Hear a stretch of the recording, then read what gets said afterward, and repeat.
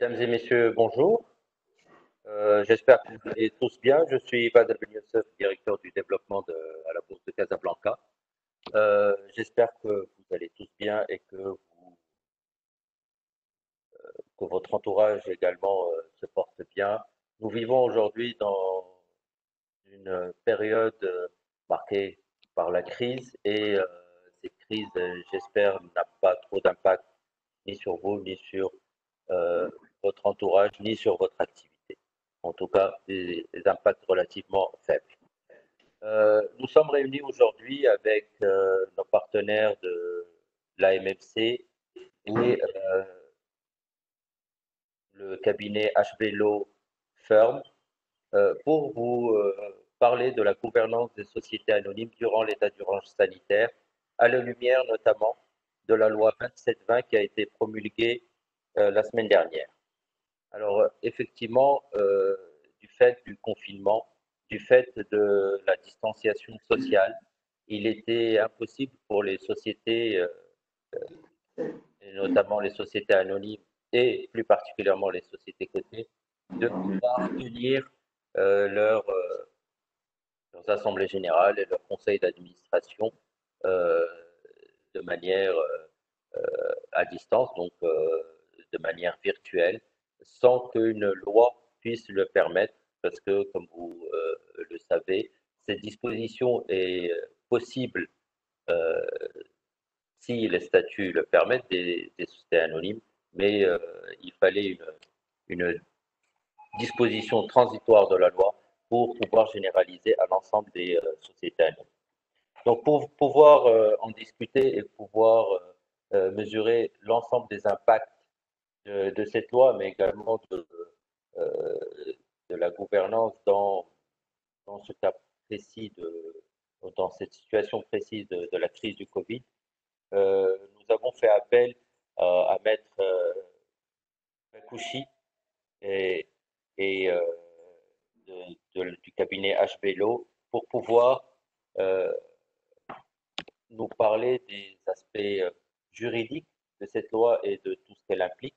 Et ensuite, je laisserai la parole à mon collègue Elsel Monsef de l'AMFC pour nous parler des aspects pratiques de cette loi. Sans plus tarder, je vais passer la parole à Maître Bakouchi. Maître, à vous la main.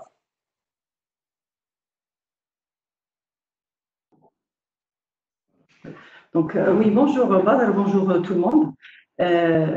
Oui, aujourd'hui, donc, on est devant une loi qui vient d'être publiée. C'est la loi 2720, une loi qui a été tellement attendue et qui a été un peu publiée tardivement. Mais quand même, dans ce workshop, on voudrait tirer certains enseignements parce que c'est une loi qui a une durée limite dans le temps, parce que la limite, c'est la durée de l'état d'urgence. Mais ça nous permet quand même de tirer un certain nombre d'enseignements et de voir quels sont les effets de cette loi, parce que cette loi, au-delà de l'état d'urgence, il y a certains effets qui vont être produits au-delà de l'état d'urgence, comme on va le voir. Donc, il est important de... j'essaie de faire dérouler le slide. Problème, un instant. Voilà. Donc, il est important, avant de faire état des dispositions dérogatoires et exceptionnelles qui ont été apportées par cette loi, de remettre le tout dans le contexte, parce que le contexte, c'est bien sûr l'état d'urgence sanitaire. L'état d'urgence sanitaire qui a été promulgué au Maroc depuis le 20 mars, donc dû à la pandémie du coronavirus qui a poussé l'ensemble de pouvoirs publics de par le monde à prendre certaines mesures drastiques. Et parmi ces mesures, on a l'isolement sanitaire, la limitation de déplacement et le blocage des frontières. Le blocage de frontières qui fait qu'il y a eu un impact très important sur les instances de gouvernance. Au Maroc, l'état d'urgence, il a été prorogé 2 fois et donc en principe, il prendra fin le 10 juin 2020 à 18 h.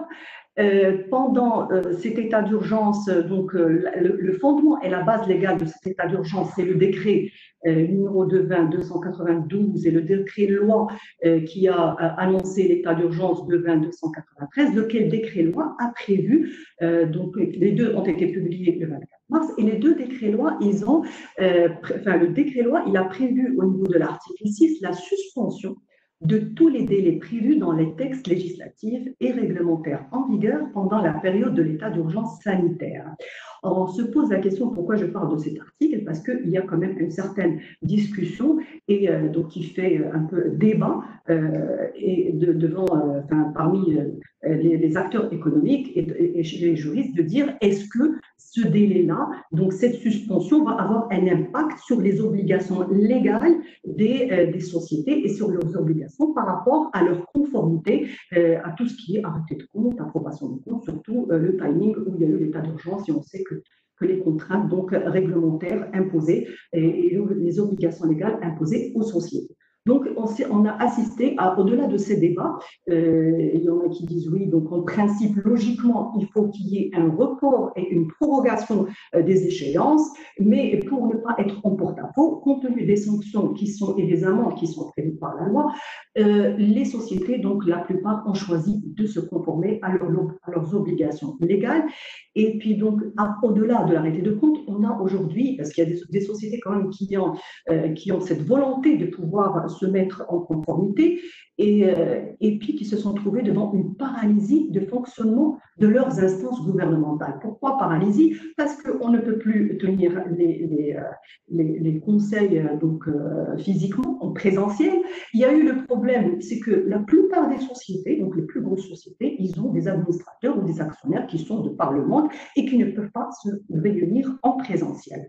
Donc tout cela, ça a perturbé le fonctionnement normal de société, donc devant une conjoncture qui est difficile, devant des délais qui sont imposés par la loi, devant un certain nombre d'obligations qui ont poussé un peu les différentes instances à essayer d'innover, pas seulement d'innover, mais de trouver des solutions. Lesquelles solutions, là, on a vu au-delà de la loi 2720, on a vu l'émergence de certains modes de tenue des assemblées et de tenue des conseils d'administration qui n'étaient pas prisés par avant, tels que donc aujourd'hui, il y a eu pas mal de sociétés qui se posent la question par rapport au vote par correspondance, à l'utilisation de la visioconférence et quelles sont les modalités pour pouvoir tenir un conseil ou tenir une assemblée en visioconférence, parce que ce sont des modes qui n'étaient pas très utilisés, qui étaient vraiment mis à la marge, qui étaient prévus certes par les statuts, mais presque pas utilisés.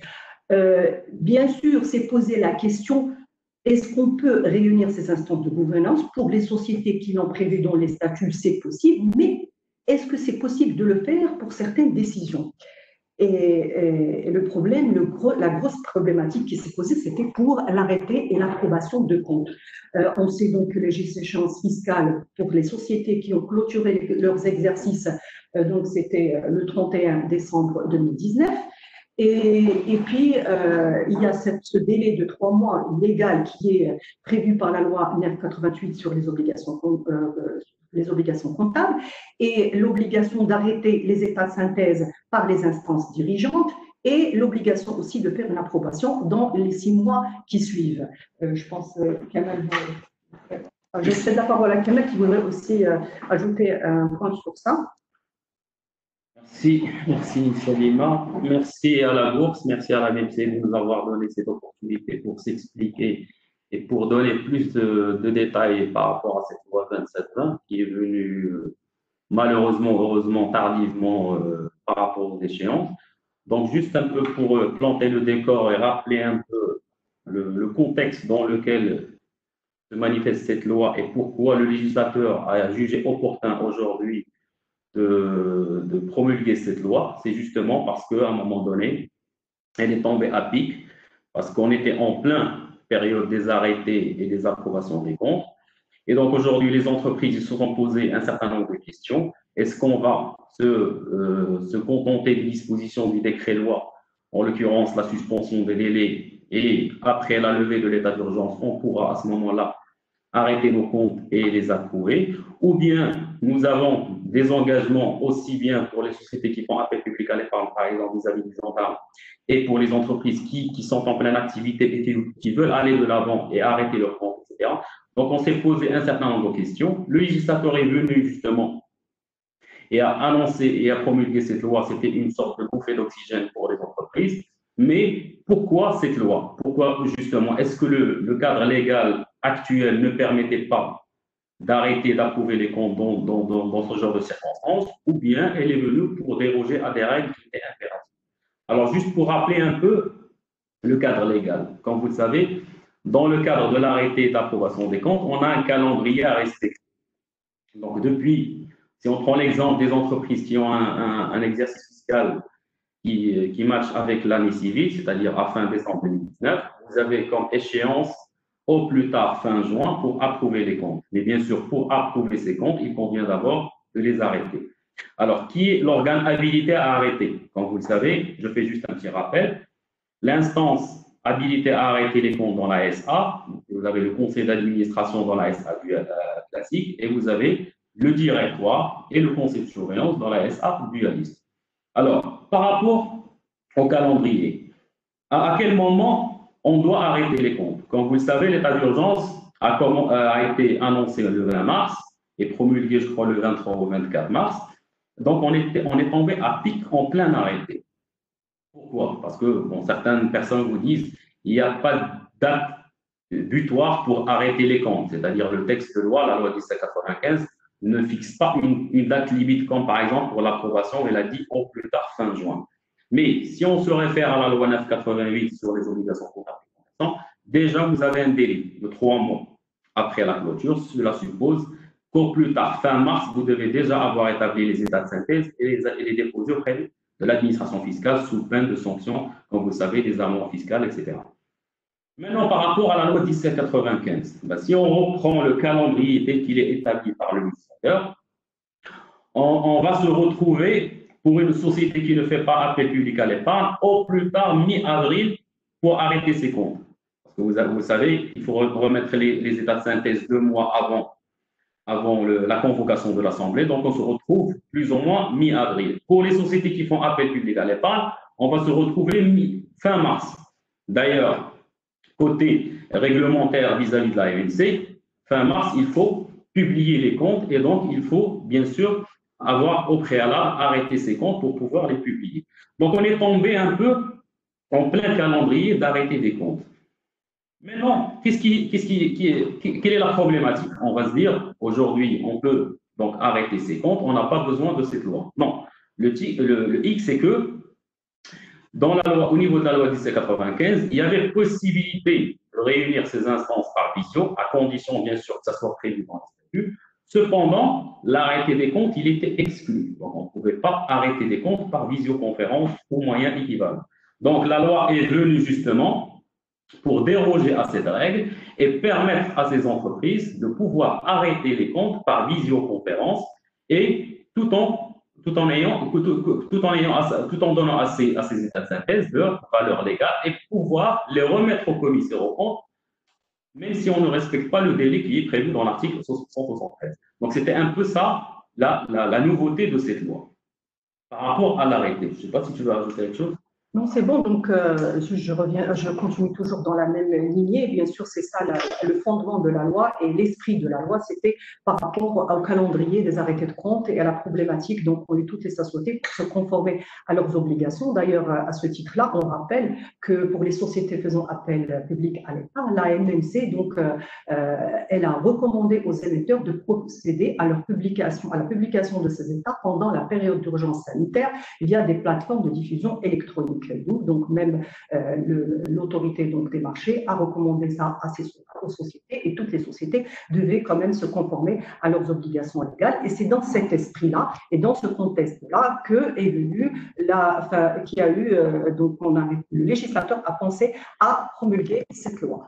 Alors, comme a dit Kamel, la problématique, c'est qu'il y a des décisions qui sont exclues de la visioconférence. Donc, l'article 50 de la loi 1795 a prévu un certain nombre d'exclusions. Donc, pour l'arrêté de compte, ce qui était paradoxal, c'est qu'il y a une interdiction de visioconférence, mais en même temps, on était dans un blocage parce qu'il y a une interdiction de mise en place de l'état d'urgence et donc interdiction des rassemblements, blocage des frontières, comme je dis au début.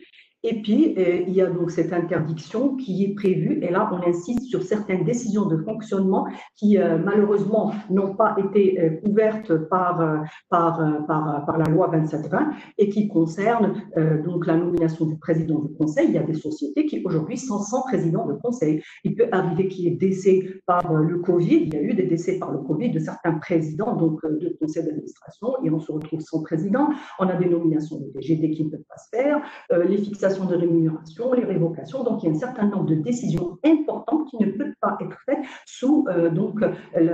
par visioconférence, mais qui n'ont pas été prévues par la loi. C'est une occasion donc de faire la réflexion par rapport à ces décisions-là qui sont aussi importantes pour le fonctionnement normal d'une société. Donc, l'article important qui est l'article 72 et qui ont donc toutes ces décisions qui ont été exclues de la visioconférence, là aujourd'hui, par cette dérogation, on peut réunir un conseil qui peut prendre ces décisions, ça veut dire l'arrêté de compte, la fixation, donc la convocation de l'Assemblée, la préparation des informations destinées aux actionnaires et au public dans les sociétés faisant appel public à l'épargne, etc. Alors, cette loi, donc, la problématique, là, je veux ouvrir une parenthèse, c'est que cette loi, elle a une durée de validité. Donc, c'est, comme vous le voyez sur l'écran, donc, elle a été promulguée pour la gestion des organes de gouvernance et prévoir des dispositions dérogatoires exceptionnelles pour une période déterminée. Donc, pour la période de l'état d'urgence, ce qui fait que donc aujourd'hui, on est à J-5. Donc, on déplore l'adoption, la publication tardive de cette loi qu'on avait tous applaudi et qui aurait pu régler un certain nombre de problèmes. Donc, cette loi-ci, aujourd'hui, il y a extension de l'état d'urgence, donc elle aura encore un intérêt fondamental parce que ça permettra surtout pour les assemblées générales, parce que une fois qu'on sort du champ d'application de cette loi, c'est-à-dire du champ qui est l'état d'urgence, c'est-à-dire qu'à partir du 10 juin, 18h, on ne sera plus en possibilité, par exemple, de réunir une assemblée générale, une assemblée générale par vision. Autre chose, c'est qu'il y a les délais légaux qui sont impératifs. Donc aujourd'hui, on est vraiment dans un timing qui est très limité, qui fait qu'on ne peut pas respecter les convocations et les délais légaux qui sont prévus par la loi, qui sont de 15 jours pour la société anonyme, qui sont de 30 jours pour les sociétés faisant appel public à l'épargne. Donc, à titre comparatif, en France, donc, il y a une ordonnance qui a été adoptée. Il y a d'ailleurs 3 ordonnances qui ont été adoptées concernant le 25 mars, concernant donc la tenue des organes et des instances au niveau des sociétés, des instances de gouvernance, et sauf que ces ordonnances, elles ont été étendues à toutes les personnes morales et entités dépourvues de personnalité morale, donc sans exclusion, alors que la loi 2720, elle concerne surtout la société anonyme et n'a pas du tout englobé la société à responsabilité limitée. Alors, quelles sont les principales dispositions apportées par cette loi? Donc, la première disposition, elle est relative à la réunion du conseil d'administration. Comme je disais, donc, c'est une loi qui est limitée dans le temps, mais qui a des effets post-état d'urgence sanitaire. C'est-à-dire que s'il y a certaines décisions donc, qui ont été prises, et je pense qu'aujourd'hui, à J-5, on peut toujours réunir les conseils d'administration et on peut toujours avoir donc, des états provisoires qui sont arrêtés, mais à ce J-5, et dans cet acte, donc on peut prendre certaines décisions, sauf que il faut se mettre donc à l'esprit qu'il y a un effet de cette loi qui doit être géré par la suite. Et puis donc il y a une disposition relative aux sociétés à directoire et à conseil de surveillance. Troisième disposition relative au vote par visioconférence et par correspondance.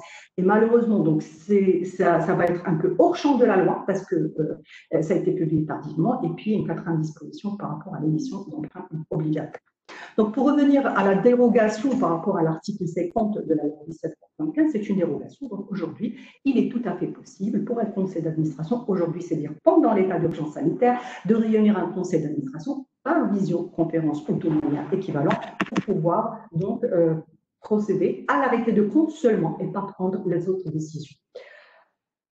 Deuxième dérogation, c'est par rapport à l'article 72 de la loi 1795. 1975, aujourd'hui, on peut, donc la loi autorise le directeur général, le président directeur général et le président du conseil d'administration à établir des états de synthèse. Il peut même donc les opposer aux tiers, ils sont valables vis-à-vis de tiers. Il peut mettre, c'est une disposition qui est très importante, il peut mettre à la disposition du commissaire aux comptes, donc sans le respect du délai de 60 jours qui est prévu par l'article 173, et là je pense que c'est une très bonne chose vu le timing et les délais. Et on se demandait même, est-ce que ça ne serait pas mieux, au lieu de recourir au conseil d'administration, de passer par cet état de synthèse provisoire arrêté par le directeur général, le PDG ou le président du conseil d'administration. Alors, la condition qu'il faut, et c'est là le poste état d'urgence sanitaire, les effets qui vont se produire par la suite, c'est la condition de soumettre au conseil d'administration dans un délai maximum de 15 jours après la levée d'état d'urgence sanitaire. C'est-à-dire qu'on a un délai, dès qu'il y a état d'urgence, il faut réunir le conseil et approuver ces états de synthèse provisoires. Et là, c'est un point qui est très important. Autre chose, donc là, on rappelle le contexte légal rapidement dans la visioconférence. Alors, réunir en visioconférence, oui, mais pas n'importe comment, parce que l'article 50 bis, il a prévu un certain nombre de conditions requises qui doivent être respectées sous peine de nullité des délibérations qui sont prises au niveau du Conseil. C'est-à-dire que quel est ce moyen de visioconférence qui peut être utilisé.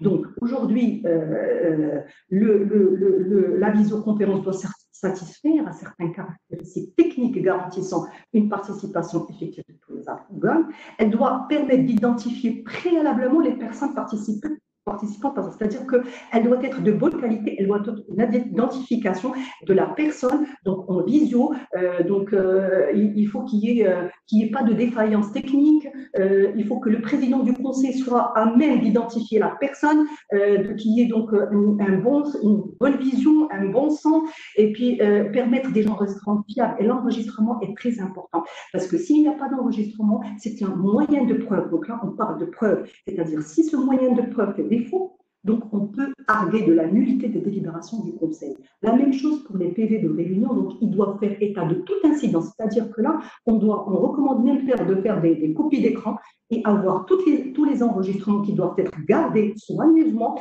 pendant un certain délai pour pouvoir permettre donc de les opposer, qui fassent un moyen de preuve, et puis pour faire état de tout incident technique qui pourrait être proposé par la suite. Alors, donc, comment se tient ce conseil d'administration par visio? Le conseil d'administration, donc, c'est comme n'importe quel conseil d'administration. Il ne faut pas se dire, parce qu'on est devant un conseil d'administration par visio, qu'il y aura des étapes qui vont sauter ou qu'il y aura des conditions qui ne vont pas être respectées. Non, il faut qu'il y ait donc convocation au niveau du conseil, donc sauf disposition statutaire contraire, en principe, les convocations peuvent se faire de manière libre. Il faut convoquer. Donc, une information, donc il faut absolument que la convocation informe du mode de moyen de visioconférence et de préciser qu'il va y avoir des enregistrements. La présence des participants devra être vérifiée et actée. C'est le président qui acte la bonne tenue. S'il y a donc réunion du quorum, donc l'identification de la personne, il doit être acté absolument dans le cadre du PV. Il doit bien sûr prévoir sur le PV, comme j'ai dit tout à l'heure, donc tout ce qui est tout incident. Et c'est un peu le président qui va être garant de la tenue de ce conseil par visioconférence. Alors, là, certaines questions se sont posées par rapport à la possibilité de signature électronique. Attention, oui, on peut apposer une signature électronique, mais pas n'importe quelle signature électronique. Il ne suffit pas de signer le PV et de le faire tourner, donc, et de l'envoyer par scan, mais il faut que ce soit une signature électronique reconnue par la loi et authentifiée par l'autorité d'authentification, par Iberid, qui a d'ailleurs mis en place une procédure pour simplifier toute la procédure d'authentification des signatures électroniques. Alors, la question qui s'est posée, donc, une fois la levée d'interdiction, après l'état d'urgence et qu'il y aura cette levée d'interdiction, on sait qu'il n'y aura pas y avoir automatiquement la levée des blocages des frontières. Il n'y aura pas automatiquement donc la reprise des déplacements. Donc on se pose la question pour cette période transitoire, qu'est-ce qu'il va y avoir, sachant que la date limite, donc, et l'intérêt de cette loi, elle est vraiment dans une date limite qui va expirer sauf prorogation et sauf extension de l'état d'urgence donc après le 10 juin. Alors, je cède la parole à Kamel qui va vous exposer les dérogations par rapport aux dispositions relatives au vote par visioconférence et par correspondance. Alors, avant d'aborder le dispositif qui a été prévu par la loi 2720 par rapport à cette histoire de vote par correspondance, j'aimerais bien rappeler un peu le dispositif correspondant à la SA dualiste, c'est-à-dire la dérogation qui a été accordée au directoire et au conseil de surveillance. Alors, elle consiste en quoi? Aujourd'hui, dans l'état actuel, c'est-à-dire en dehors de cet état d'urgence, c'est le directoire, comme vous le savez, qui arrête les comptes et il doit les soumettre à un conseil de surveillance pour contrôle avant de les soumettre, in fine, à l'Assemblée générale pour approbation. Donc, aujourd'hui, la dérogation consiste en quoi? À ce qu'on autorise au directoire d'utiliser ces états de synthèse, quand bien même ils n'ont pas été encore contrôlés par le conseil de surveillance, pour pouvoir les opposer aux tiers, c'est-à-dire les utiliser, les déposer, le cas échéant, auprès de l'administration fiscale, et également de les remettre au commissaire aux comptes pour pouvoir établir son rapport général aux actionnaires. Bien entendu, avec l'engagement du directoire, une fois l'état d'urgence est levé, on doit reconvoquer un conseil de surveillance dans les 15 jours pour lui soumettre ces états de synthèse provisoires qui ont été arrêtés par le directoire pour enfin les contrôler définitivement. Donc ça aussi, encore, j'ouvre une petite parenthèse par rapport aux conséquences. Imaginez demain, le conseil de surveillance ne soit pas d'accord avec les états de synthèse qui ont été arrêtés par le directoire. Donc, est-ce qu'on va remettre en cause le bilan qui a été déjà déposé? Est-ce qu'on va déposer un bilan rectificatif, etc. Il en est de même du cas qu'elle a abordé tout à l'heure, c'est-à-dire où le DG ou le PDG qui a arrêté provisoirement les états de synthèse, et par la suite, le conseil de surveillance remet en cause ces états de synthèse, ou bien le CAC qui sera présent le jour du conseil pourrait émettre une réserve, une observation par rapport à ces comptes, donc puis de ces comptes, est-ce qu'on va faire des rectificatifs par la suite? Donc, ça, c'est les points d'interrogation qui sont aujourd'hui sur la table. Alors, pour revenir un peu au vote par visio et par correspondance, aujourd'hui, comme vous le savez, c'est un procédé qui existait au niveau de la loi 1095, à la seule condition que ça soit prévu dans les statuts. C'est-à-dire, depuis la promulgation de la loi 2005 en 2008, il y a eu cette possibilité, justement, d'introduire dans les statuts la réunion des organes de gestion et d'assemblée par visioconférence, à condition que ça soit prévu dans les statuts. Bon, à l'époque, certaines entreprises n'étaient pas très chaudes par rapport à ces procédés, et donc ils n'ont pas jugé opportun d'introduire ça dans leur statut. Aujourd'hui, regardez, les entreprises qui avaient déjà introduit ce dispositif, elles sont à l'aise, ils n'ont même pas besoin de cette loi pour pouvoir réunir l'Assemblée ou bien pour utiliser le vote par correspondance ou par procuration. Donc aujourd'hui, quand on convoque une Assemblée par visioconférence, partiellement ou totalement, aujourd'hui j'imagine que ça va être totalement par visioconférence, étant donné l'interdiction des rassemblements, la société pourrait également permettre aux actionnaires qui ne peuvent pas ou qui ne veulent pas participer à cette assemblée, soit de voter par procuration, soit de voter par correspondance, quand bien même ce dispositif n'est pas prévu dans les statuts. Donc c'est ça un peu la dérogation, c'est-à-dire aujourd'hui, je mets à la disposition de l'actionnaire un formulaire pour pouvoir voter par correspondance ou désigner quelqu'un d'autre, un actionnaire ou un tiers, pour voter par procuration ou donner carrément la procuration au président de l'Assemblée pour voter en ses lieux et places. Donc c'est ça un peu la dérogation qui a été introduite au niveau de cette loi. Alors, une fois cette assemblée est réunie en visio, donc on rappelle le dispositif que vient de citer Selima, c'est-à-dire il faut que la visio soit conforme à la loi. Aujourd'hui, il y a pas mal d'applications qui permettent d'avoir la visio, mais ça ne veut pas dire que ces applications répondent aux exigences demandées par le législateur. Donc, il faut que vraiment la visio ou le procédé équivalent obéissent aux conditions qui ont été prévues par l'article 50 bis de la loi, à savoir identifier les parties, permettre un déroulement de l'Assemblée de manière instantanée, etc., etc. Donc, ce sont autant de conditions requises qui doivent être respectées et observées par les personnes habilitées à gérer ces assemblées. Et bien entendu, au niveau de la convocation de cette assemblée, il faut informer l'actionnaire de ce procédé. Imaginez, je convoque pour dire que je vais convoquer, que l'assemblée sera tenue par visio. Eh bien, il faut me transmettre, bien sûr, les outils, les liens pour pouvoir se connecter, les mots de passe, le cas échéant, etc., etc. Pour la feuille de présence, il faut impérativement tenir une feuille de présence. Vous allez me dire, aujourd'hui, par visio, ce n'est pas possible, mais la loi n'a pas dérogé à ça. C'est-à-dire, la feuille de présence demeure obligatoire. Maintenant, il faut que les membres du bureau gèrent cet aspect-là en fonction de l'Assemblée.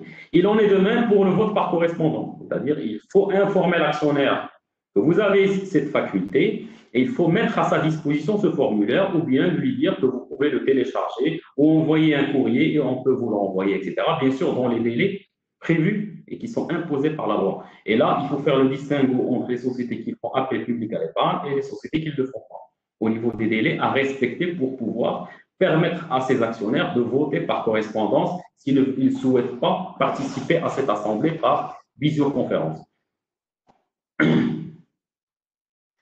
D'accord? Donc, je cède la parole à... Oui, donc, juste pour quelques recommandations pratiques, on a estimé bon de faire certaines recommandations, c'est d'effectuer des tests avant la tenue de chaque réunion, rappeler aux participants l'enregistrement des séances, dresser des PV fiables en mentionnant tout incident intervenu lors de la visioconférence, comme ce qui a été dit précédemment. Donc, une autre disposition donc, relative aux sociétés à directoire et au conseil de surveillance, je pense que la CAMEL en a déjà parlé, donc c'est aussi une mesure dérogatoire. Et puis, il y a une autre disposition particulière qui concerne l'émission d'emprunts obligataires, sans recourir donc là l'autorisation préalable de l'Assemblée générale ordinaire, à charge pour encore le Conseil, c'est ça, donc les effets post-état d'urgence sanitaire dont on a parlé. Bon, maintenant, je ne sais pas s'il y a une possibilité, vu le timing, pour pouvoir donc faire d'emprunt obligataire, donc à charge pour par la suite, dans les 15 jours qui suivent la levée de l'état d'urgence, de faire une approbation par le Conseil ou donc le directoire. Par la suite, donc, ce qu'on a estimé, donc on s'est dit, bon, certaines propositions qu'on a voulu quand même émettre, c'est de dire peut-être pérenniser, c'est un appel, cette réforme, et de la mettre par la suite dans au niveau de la loi 1795, pourquoi pas une réforme, prévoir des dispositions aussi par rapport à la SARL qui s'est trouvée bloquée. Et puis, on se dit aussi, l'appel, c'est de dire aux sociétés, attention, là, vous avez la possibilité, donc là, le législateur vous a donné cette possibilité, même s'il a exclu certaines décisions, de procéder à la modification des statuts, surtout pour les assemblées générales, donc, qui peuvent être tenues, et qu'il n'y a pas donc de restrictions par rapport aux décisions qui peuvent être prises au sein au sein des assemblées. Donc, prévoir la possibilité de vote, prévoir la possibilité donc de tenir ces assemblées par visioconférence. Et là, je cède la parole à Yasser. Badr.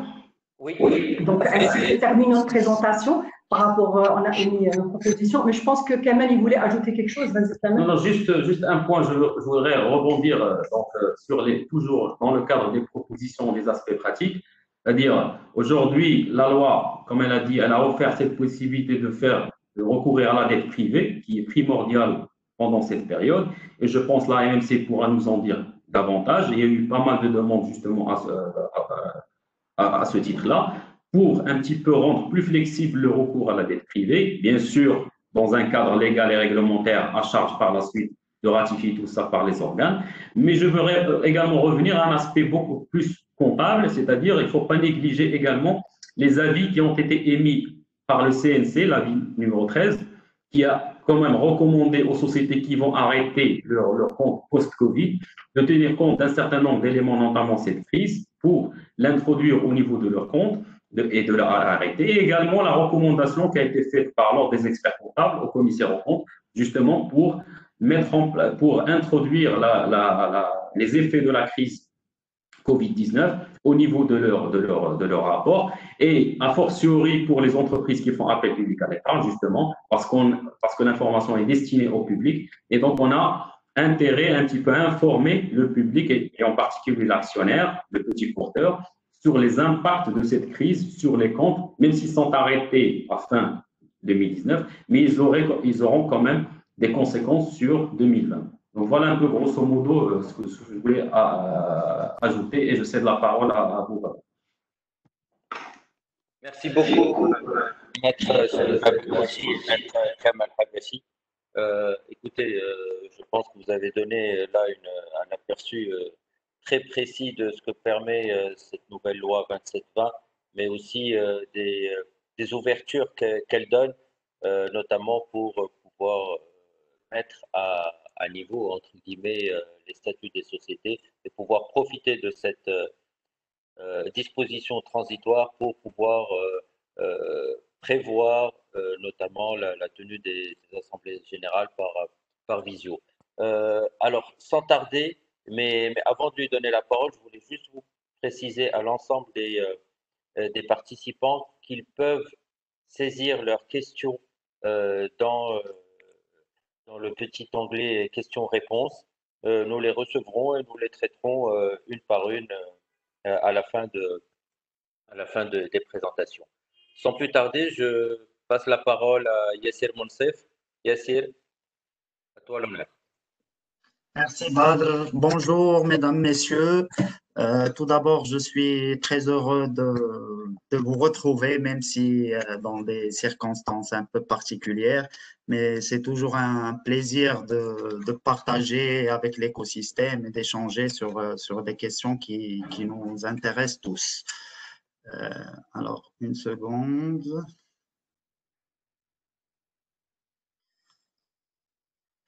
Alors, je vais vous parler un peu du contexte de l'adoption de cette loi et des bonnes pratiques pour s'y conformer. Donc, comme vous le savez tous et comme on l'a tous constaté, la pandémie du Covid-19 a eu plusieurs impacts économiques. Donc, bien entendu, une baisse des activités économiques pour plusieurs facteurs, dans le confinement, la fermeture des frontières et puis aussi la baisse du pouvoir d'achat de certaines tranches sociales qui s'est reflétée sur l'activité de plusieurs sociétés. Il y a aussi eu un blocage de certaines activités vitales de l'entreprise, dont la tenue des organes d'administration qui sont appelés à effectuer certains actes importants tels que l'arrêté des comptes ou leur approbation. Maître Habashi et Bakouchi en parlaient. Et puis, cette crise a suscité des questionnements sur l'interprétation dans le contexte de la crise de certaines dispositions législatives, soit existantes, soit nouvelles, telles que celles introduites par les différents textes relatifs à l'état d'urgence et aux modalités de son application. Et puis, plus important encore, il y a eu une incertitude accrue sur les perspectives d'avenir, que ce soit au niveau économique, macroéconomique ou micro à l'échelle des entreprises individuelles. Les différents acteurs économiques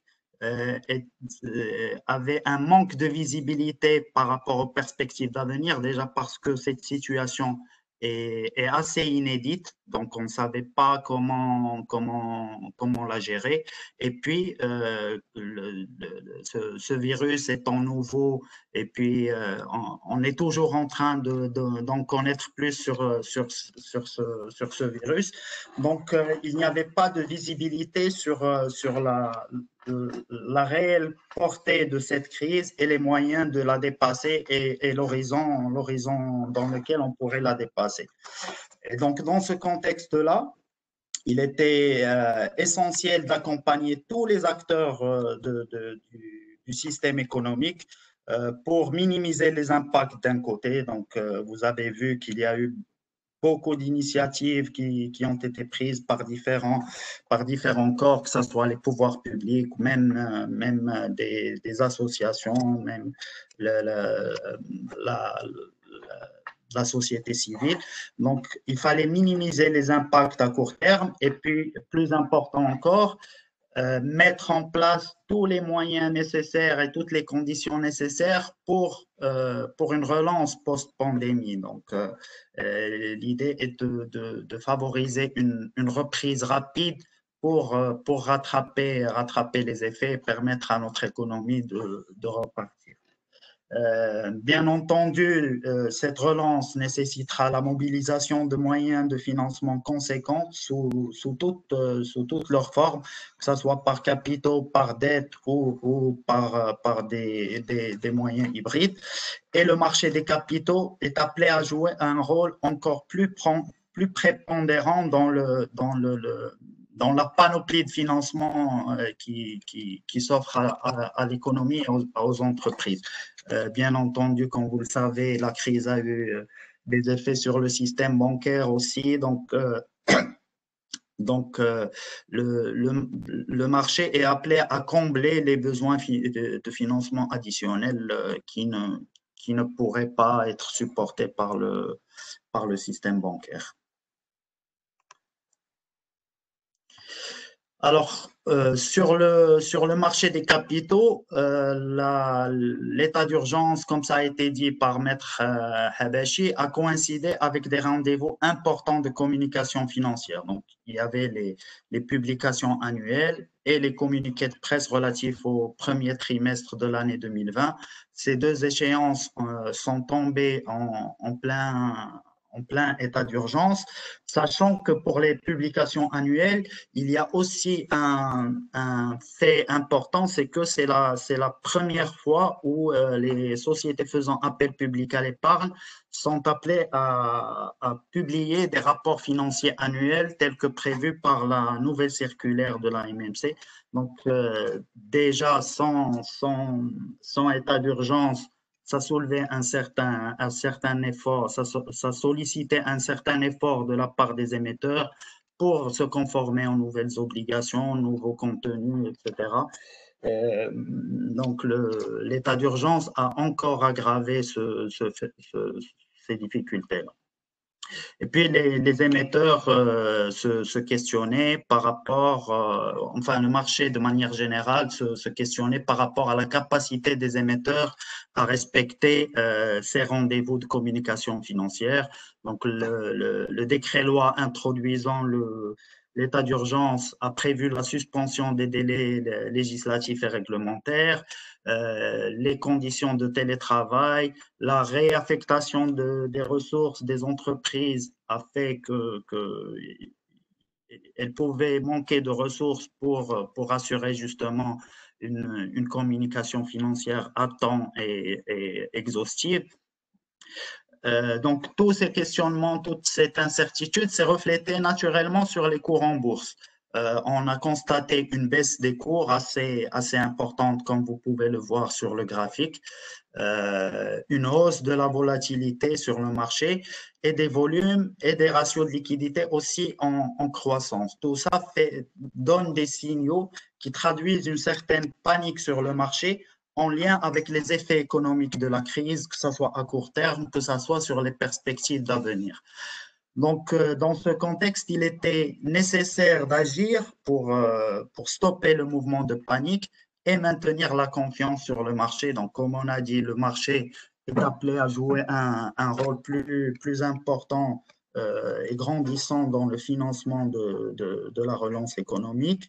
Et donc, pour qu'il puisse jouer ce rôle, il fallait maintenir la confiance en sa capacité de fonctionner correctement dans ce contexte de crise.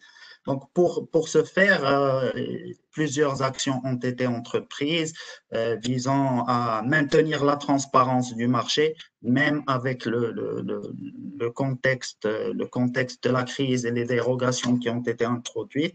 Il fallait quand même assurer un maintien de la transparence du marché. Comme vous le savez, l'information est entre guillemets le moteur du marché.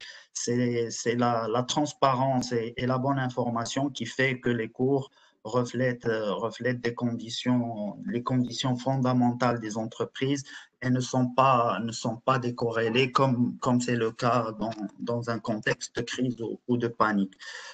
Aussi, il a fallu adapter certaines règles de marché, veiller à maintenir un fonctionnement normal des activités des intervenants et entreprises de marché, et puis adapter certaines règles impératives à la situation exceptionnelle.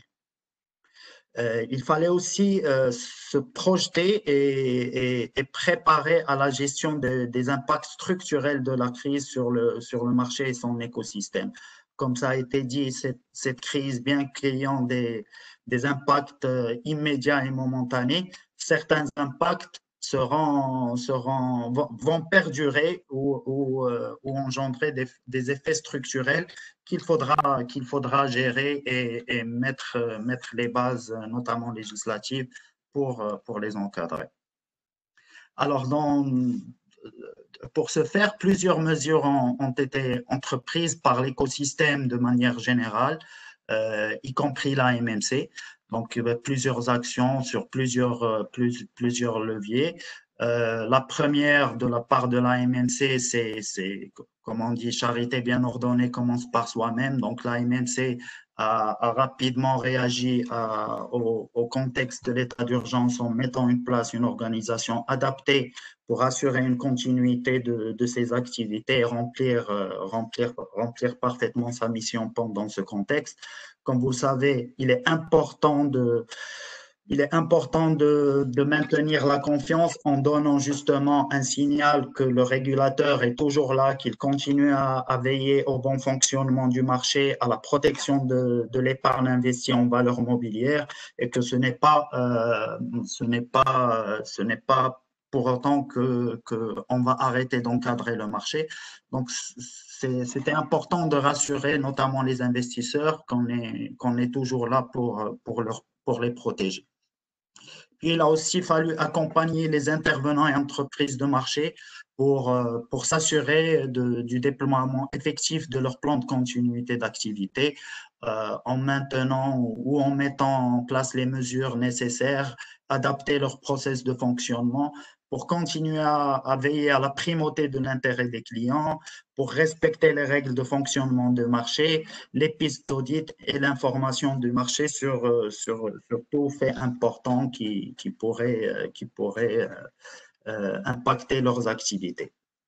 Sur un volet plus technique, donc les seuils de réservation en bourse ont été réduits justement pour éviter les mouvements de panique et resserrer les seuils de variation quotidiens. Ça permet de donner aux investisseurs et aux acteurs le temps de réfléchir et d'agir sur la base d'informations concrètes et après analyse plutôt que de se laisser emporter dans un mouvement de panique qui finit par faire que les cours sont complètement déconnectés de la réalité et peuvent entraîner dans une spirale infernale. Alhamdoulilah, ce n'est pas le cas sur notre marché. Même avec la baisse, c'est tout à fait normal parce que le cours en bourse doit refléter quand même cette situation exceptionnelle et ses impacts négatifs sur l'activité des émetteurs. Mais ce n'est pas pour autant que notre marché ne fonctionne plus. Il est toujours fonctionnel et fonctionne de manière normale. Les horaires de cotation, de traitement des transactions ont été aussi adaptés pour tenir compte des contraintes de télétravail. Et puis, les émetteurs ont fait l'objet d'un accompagnement rapproché de la part de l'AMMC pour continuer à assurer leurs obligations d'information et alimenter le marché en informations fraîches. Comme ça a été dit, après la promulgation de l'état d'urgence, il y avait des questionnements sur le fait est-ce qu'il est obligatoire de continuer à communiquer, sachant que tous les délais législatifs ont été suspendus. Et donc là, la MMC a fait un effort considérable auprès des émetteurs, que ce soit à travers un accompagnement en one-to-one pour sensibiliser sur l'importance de continuer à communiquer, pour répondre à des questionnements ou des difficultés que les émetteurs ont rencontrées. Et donc, alhamdoulilah, la réponse des émetteurs que je tiens à féliciter et à remercier a été très favorable. Donc, même avant la promulgation de la loi 2720, la quasi-totalité des émetteurs ont tous tenu leur conseil d'administration à temps, ont publié leur compte à temps et puis ont convoqué leurs assemblées générales pour l'approbation des comptes annuels. La MMC aussi a veillé à maintenir la transparence du marché ou à faciliter la transparence du marché en s'engageant dans un effort de rediffusion des informations financières sur le site de la MMC. Donc, quasiment depuis la promulgation de l'état d'urgence, on publie quotidiennement un récapitulatif de toutes les communications qui ont été faites par les émetteurs, qui sont bien entendu disponibles sur notre site web et diffusées à l'ensemble des abonnés à l'actualité de la MMC. Sur un point de vue normatif, donc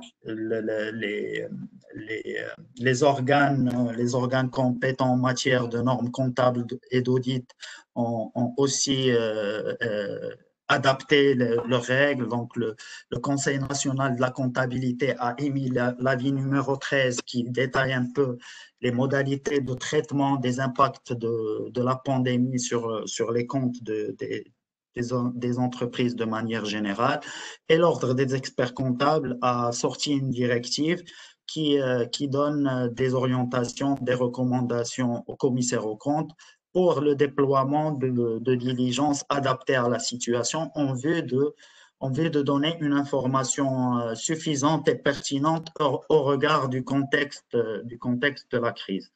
Et puis, la loi 2720 qui a été introduite et qui fait l'objet de notre discussion aujourd'hui, qui a consacré des flexibilités importantes pour la tenue des organes de gouvernance et l'émission d'emprunts obligataires et qui répondait à des contraintes réelles qui ont été soulevées par cette situation. Bon, effectivement, la loi a été publiée à quelques jours de la fin prévisionnelle de l'état d'urgence, mais c'est quand même une avancée non négligeable et ça nous donne un certain nombre de renseignements sur lesquels on peut capitaliser par la suite. Donc, je passe directement un focus sur les assemblées générales. Je ne vais pas trop parler des conseils d'administration parce que, comme vous pouvez le comprendre, de par ma position, je suis un peu biaisé ou plutôt orienté vers les émetteurs qui, comme j'ai dit, ont tous tenu leur conseil d'administration pour l'arrêté des comptes. Et puis, Maître Habashi a tout dit par rapport au conseil d'administration. Ça soulève moins de difficultés que l'Assemblée générale dans la mesure où le nombre de participations est assez restreint. Et puis, les pratiques qu'on va discuter pour les assemblées générales pourraient être extrapolées pour gérer les conseils d'administration aussi. Donc, par rapport aux assemblées générales, je partage avec vous quelques constats. C'est que le droit d'assister aux assemblées générales est ouvert à un nombre potentiellement important de participants et qui sont d'autant plus dispersés géographiquement. Donc, surtout pour les sociétés faisant appel public à l'épargne, on peut avoir affaire à des centaines, voire des milliers d'actionnaires qui sont dispersés, voire même à l'international. Les participants aux assemblées générales disposent d'un certain nombre de droits qui sont prévus par la loi, que ce soit des droits d'information, de vote ou autres. Les moyens technologiques actuels et la tendance à l'accélération de la digitalisation sont à même de favoriser ou de faciliter la tenue de réunions sécurisées à moindre coût. Mais le recours aux moyens de participation à distance aux assemblées générales n'est pas une pratique courante sur le marché. Donc, la très grande majorité des entreprises tiennent leurs assemblées générales en présentiel.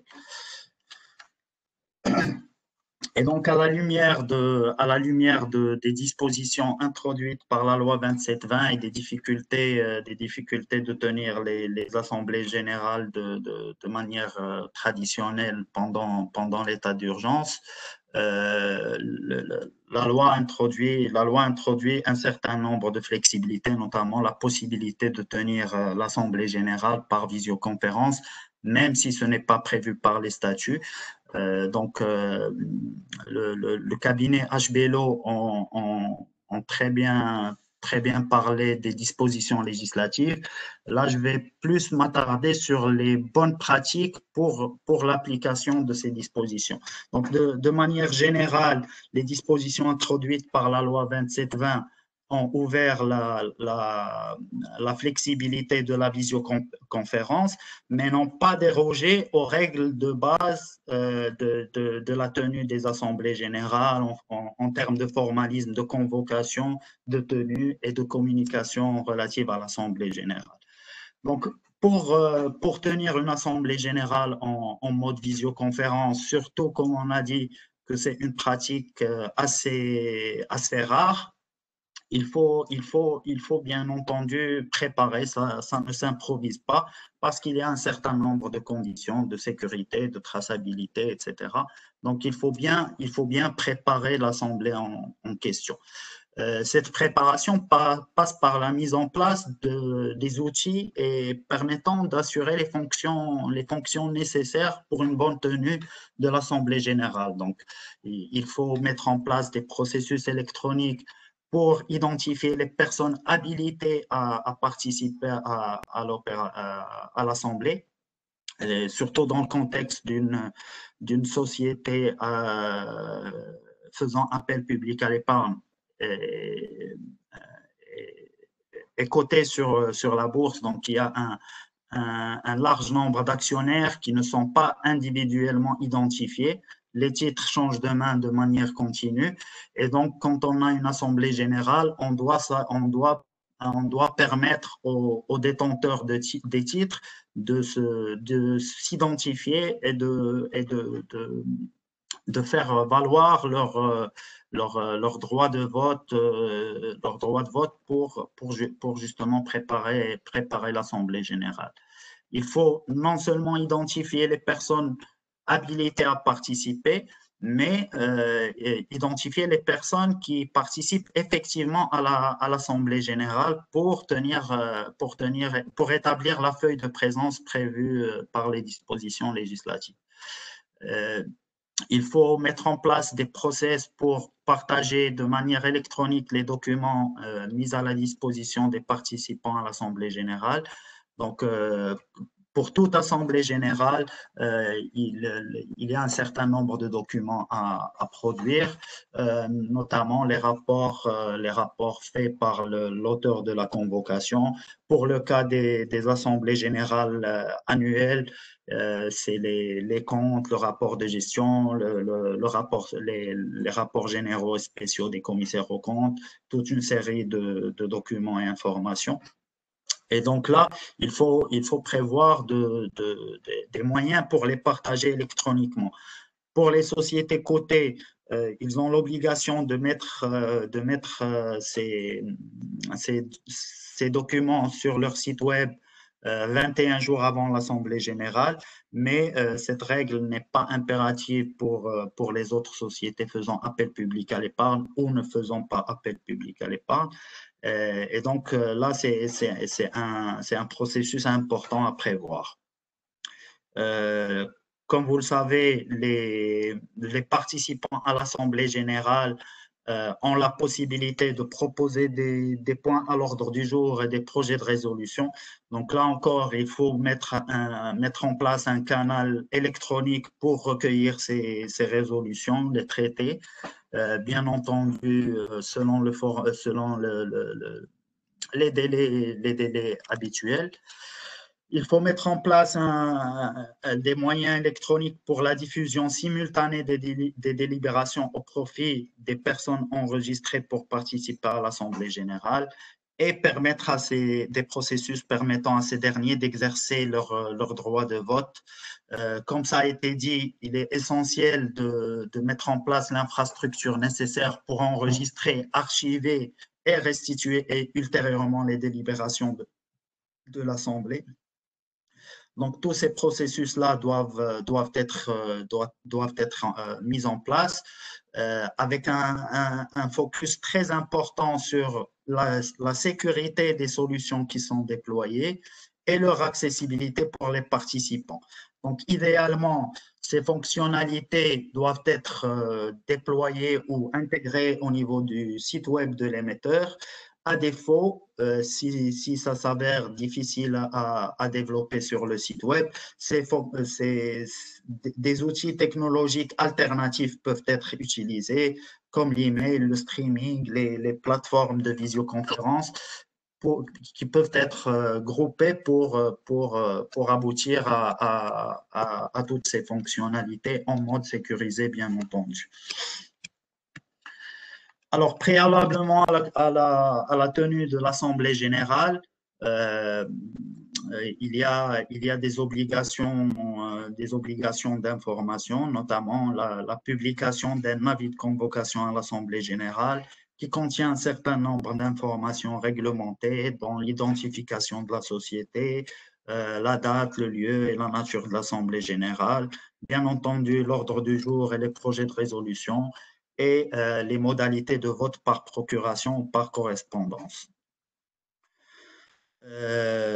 Comme j'ai dit, les sociétés cotées font l'objet d'obligations additionnelles dans la mesure où ils doivent publier sur leur site Internet l'avis de convocation, le nombre d'actions et de droits de vote existants et toute une série de documents qui est prévu par l'article 121 bis de la loi sur l'ASA. Donc ça, c'est le régime habituel. Jusqu'à présent, il n'y a pas de nouveauté. Mais dans le contexte d'une assemblée générale par visioconférence, il faut compléter ces informations par des informations additionnelles. Donc la loi 2720 a requis que l'avis de convocation doit mentionner, en plus des informations habituelles dont on a parlé, il doit mentionner les modalités pratiques d'identification des participants et de consultation des documents présentés à l'Assemblée générale. Donc, c'est les deux points qui ont été mis en avant par la loi. Mais l'esprit derrière et la bonne pratique pour assurer une application conforme aux principes de transparence et d'information des actionnaires. Il faut informer le plus clairement possible au niveau de l'avis de convocation ou alternativement sur le site avec un renvoi au niveau de l'avis de convocation.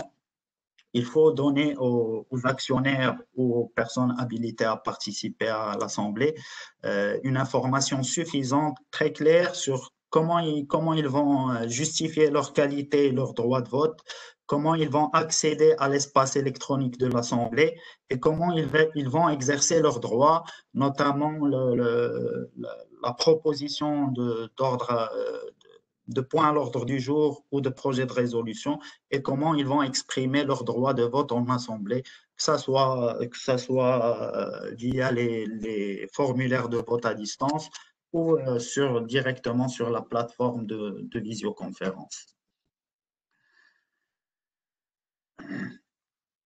Pendant l'Assemblée générale, là aussi, le déroulement est encadré par la loi et certaines règles sont prévues.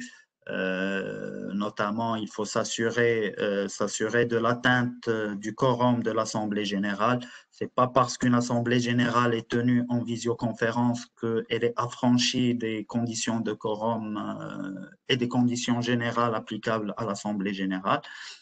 Donc, même en visioconférence, il faut accorder une attention particulière à l'atteinte du quorum et en lien avec l'identification des personnes présentes et du nombre d'actions dont il dispose. Il faut que la solution permette d'assurer une participation effective à l'Assemblée générale. Donc, il ne suffit pas de diffuser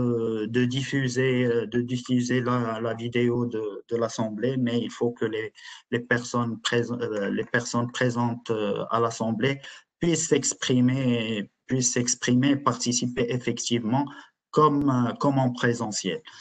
Il faut que la solution de visioconférence assure une transmission continue des délibérations, enregistrer les délibérations et puis, bien entendu, il faut que le bureau de l'Assemblée puisse tenir une feuille de présence pour assurer la validité des délibérations. Alors là, une bonne pratique de transparence, c'est de diffuser publiquement les délibérations de l'Assemblée générale. Les assemblées générales sont l'occasion de discuter de sujets très importants qui touchent à la vie de l'entreprise, donc qui intéressent au premier ordre les acteurs du marché, notamment les investisseurs. Donc, une bonne pratique serait de diffuser publiquement les délibérations, comme ce qui se fait sous d'autres cieux. Bien entendu, il ne s'agit pas d'ouvrir la possibilité de participer à tout le monde, mais que les investisseurs intéressés puissent suivre les délibérations. Bien entendu, après l'Assemblée générale, la société est assujettie, la société faisant appel public à l'épargne est assujettie à un certain nombre d'obligations, notamment l'établissement d'un procès-verbal constatant les délibérations de l'Assemblée générale et faisant état de tout incident technique relatif à la visioconférence lorsqu'il a bien entendu perturbé le déroulement de l'Assemblée générale. Pour les sociétés cotées, elles doivent en outre publier sur leur site Internet les résultats des votes pour chaque projet de résolution en indiquant les votes exprimés, les votes pour, contre et les abstentions de vote. Et là, encore une bonne pratique pour assurer une information continue du marché, c'est de maintenir l'enregistrement des délibérations accessibles sur le site Internet. Donc, par rapport à la diffusion simultanée ou au maintien de l'enregistrement au niveau du site web, ce n'est pas une règle impérative, mais c'est une bonne pratique de communication qu'on encourage fortement. Surtout dans le contexte actuel, comme on a dit, qui est marqué par une incertitude des acteurs du marché, par une certaine panique qui s'est alhamdoulilah calmée maintenant. Donc, ça aurait des effets très bénéfiques.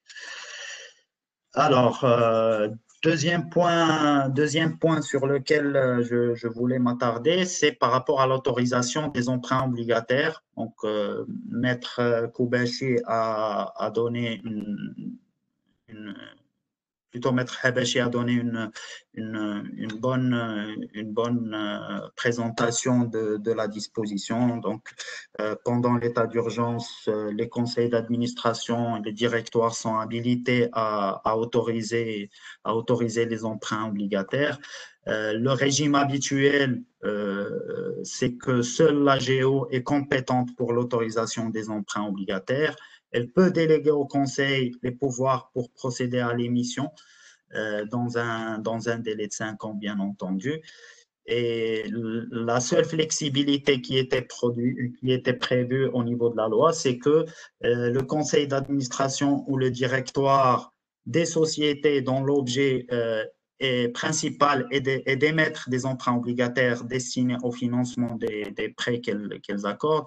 Dans ces sociétés-là, le conseil ou le directoire est habilité de plein droit à autoriser les émissions obligataires. Sauf que cette faculté n'a jamais été activée parce que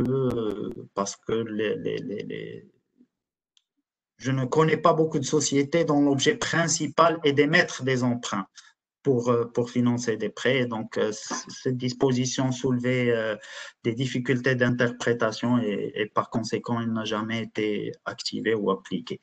Toutefois, la pratique des émetteurs récurrents sur le marché, c'est que l'Assemblée générale autorise une enveloppe globale pluriannuelle généralement et délègue au conseil ou au directoire les pouvoirs nécessaires pour émettre sur cette période pluriannuelle à chaque fois que le besoin se manifeste. Dans le contexte de la crise, donc comme on a dit, les perspectives des sociétés ont été un peu chamboulées et puis des nouveaux besoins de financement ont émergé suite à la révision des plans de financement, des priorités d'investissement, etc., que le marché doit prendre en compte et mettre en place les mesures nécessaires pour y répondre.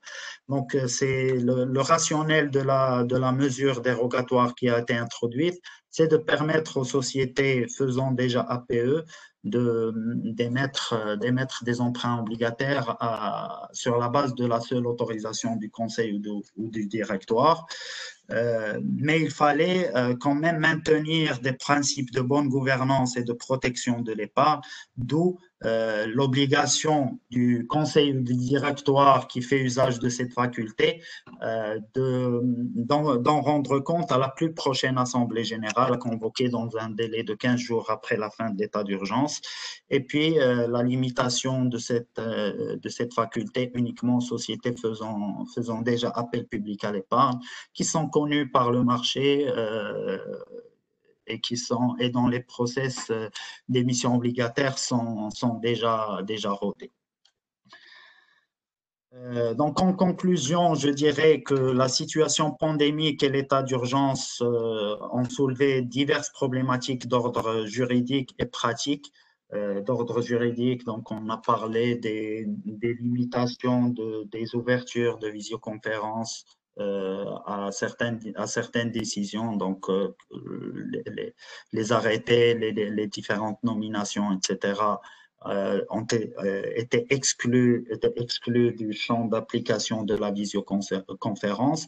Et puis, même les sociétés qui pouvaient tenir, par exemple, leurs assemblées générales en visioconférence, ne savaient pas trop comment faire parce que, comme on a dit, ce n'est pas une pratique très courante. Heureusement, tous les acteurs du marché ont fait preuve d'une mobilisation exemplaire pour la gestion de la situation sur divers plans opérationnels, législatifs, etc. Et les mesures introduites par la loi 2720 ont permis de pallier à des situations problématiques au niveau des sociétés anonymes. Certes, on aurait aimé qu'elle intervienne plus tôt, on aurait aimé qu'elle s'étende sur un horizon plus long, mais elle a apporté quand même de réelles réponses à des problématiques des sociétés et sur lesquelles on devrait capitaliser pour la suite. Donc, les sociétés doivent d'ores et déjà profiter de cette occasion et revoir leur statut pour y intégrer les ouvertures relatives à la tenue des organes de gouvernance, parce que cette crise nous a montré qu'on n'est pas à l'abri de situations exceptionnelles et inattendues et pour lesquelles on doit être en mesure de réagir rapidement et éviter tout blocage. Enfin, je dirais que la MMC est mobilisée avec tout l'écosystème pour l'élaboration d'une feuille de route pour le marché des capitaux. L'objectif de faciliter l'accès au marché, permettre à ce dernier de jouer pleinement son rôle dans le financement de l'économie, mais tout en veillant à assurer un équilibre optimal entre flexibilité pour les acteurs et sécurité du marché, parce qu'il y va de la confiance qui va nous permettre de rebondir de plus belle. Donc, je vous remercie pour votre attention et on reste à votre disposition si vous avez des questions. Merci. Merci beaucoup, Yassir, pour ta présentation très très claire. Nous avons un certain nombre de questions qui ont été posées par les participants.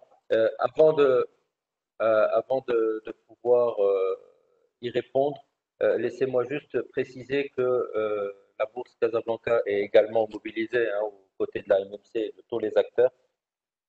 Et dans le cadre en fait, en préparation de la publication de cette loi, nous sommes partis à la recherche d'une solution de visioconférence, de webcast qui permettent de satisfaire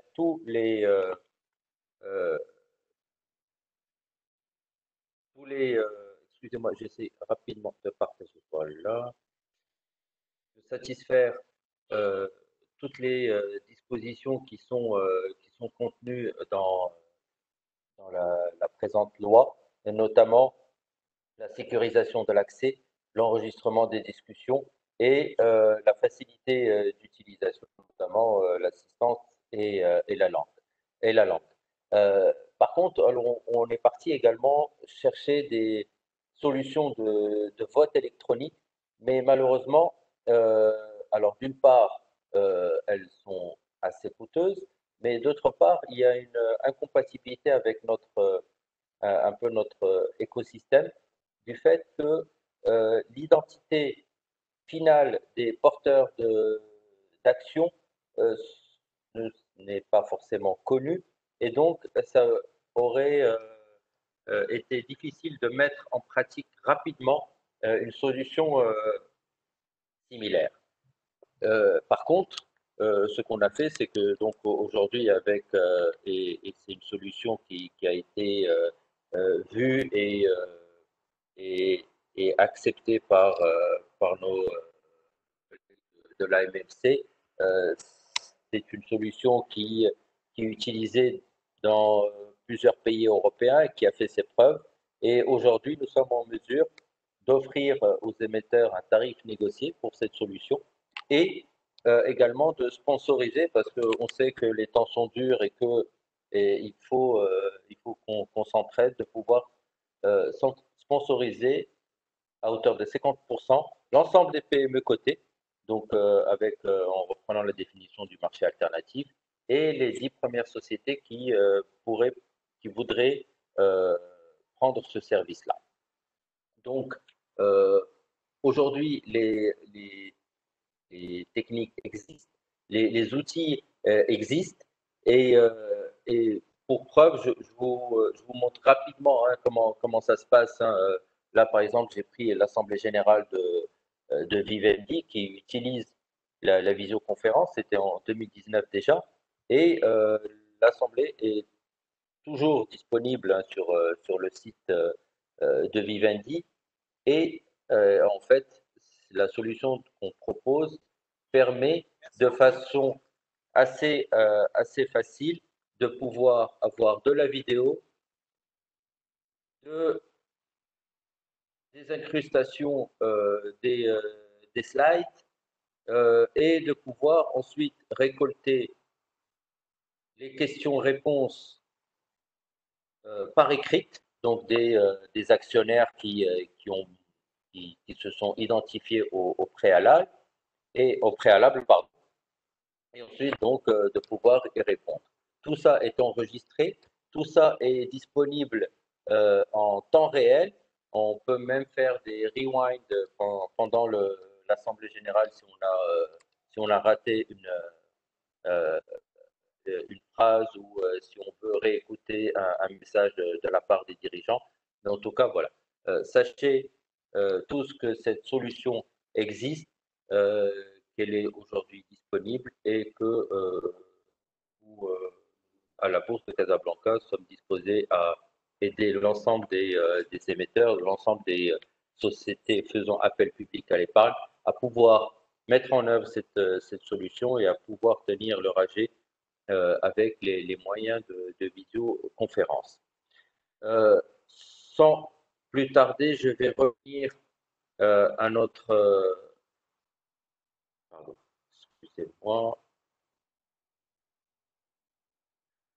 Donc, je reviens rapidement aux questions-réponses. On a pas mal de questions d'ordre juridique. Je vais commencer dans l'ordre de réception, comme ça on, on est équitable.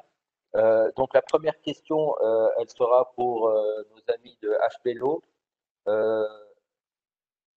Le participant souhaite savoir si les nouvelles dispositions s'appliquent aussi pour l'arrêté de juin 2020 et en prévision de la persistance des mesures sanitaires durant la période d'arrêté semestriel. Je rajouterai peut-être juste une question, peut-être subsidiaire. C'est aujourd'hui, on sait que la période d'urgence sanitaire s'arrête dans 5 jours, donc le 10 juin. Mais est-ce qu'on peut imaginer que cette période soit reconduite en procédant à un déconfinement? Je crois que les deux ne sont pas incompatibles. Hein. À vous la main, Salima et Kamal. Ouais. Je pense que par rapport à la question, déjà, là, elle parle, la personne qui a posé la question, elle parle, je pense, de l'arrêté semestriel. Bon, ça, c'est une obligation réglementaire qui est imposée par la MLC à travers la circulaire de la publication. Mais aujourd'hui, le texte, l'article 72 de l'ASA, il parle de l'arrêté annuel, donc qui est interdit par vision et aujourd'hui, il est autorisé par la loi 2720. Donc, a contrario, l'arrêté semestriel est exclu. Donc, il n'y a pas d'interdiction là-dessus. Si demain, je veux faire un arrêté semestriel par visio, ma question, oui, je peux le faire parce qu'aujourd'hui, le texte, l'article 72, il parle de l'arrêté annuel. Donc, au niveau de la loi sur l'ASA, il n'y a pas, on ne parle pas d'arrêté semestriel. C'est au niveau des textes réglementaires pour les sociétés qui font appel public à l'épargne, qui ont cette obligation d'arrêté semestriel et trimestriel. D'accord? Alors, pour l'histoire du déconfinement ou pas extension du délai de l'état d'urgence après les 10, bon, aujourd'hui, il est fort probable que ce délai soit reconduit. Maintenant, théoriquement, imaginez qu'il n'est pas reconduit. Ça veut dire aujourd'hui, cette loi n'est plus d'application, elle devient caduque et on revient à l'état normal et on revient au texte actuel.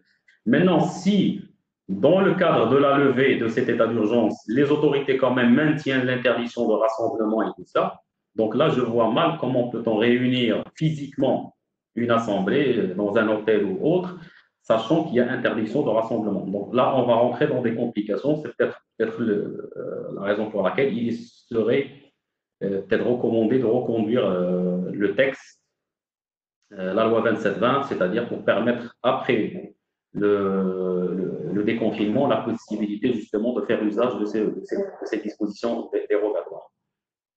Merci Kamal pour ta réponse. Tu as d'ailleurs répondu à la deuxième question, ce qui était après le déconfinement, peut-on tenir des réunions physiquement?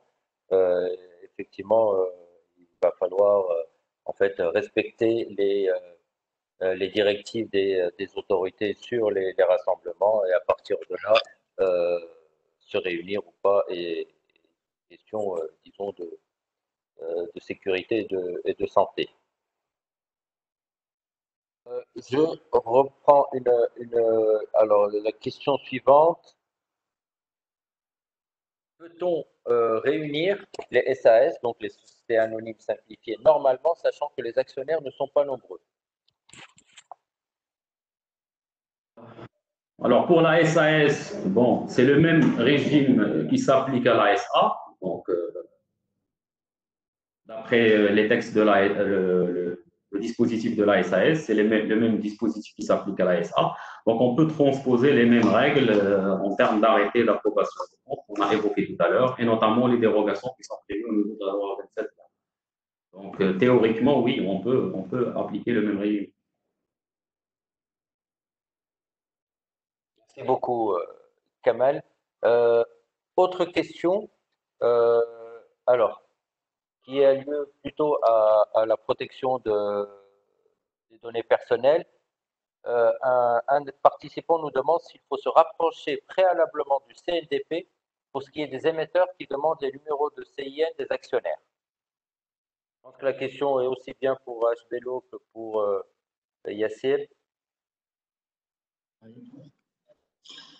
Alors, de prime abord, je parle sous le contrôle de nos collègues de HBLO, mais de prime abord, comme on a dit, ces dispositions n'ont rien changé par rapport à tous les aspects habituellement applicables. Donc, même pour les AG en présentiel, les actionnaires sont préalablement tenus de justifier leur qualité d'actionnaire pour pouvoir accéder à l'Assemblée générale et donc ils doivent transmettre un certain nombre d'informations personnelles sur leur identification, sur le nombre d'actions qu'ils détiennent.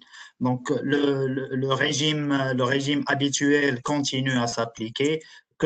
Qu'on reçoive ces données personnelles de manière électronique ou physique, je ne vois pas d'impact particulier de la loi 27/20 sur cet aspect en particulier.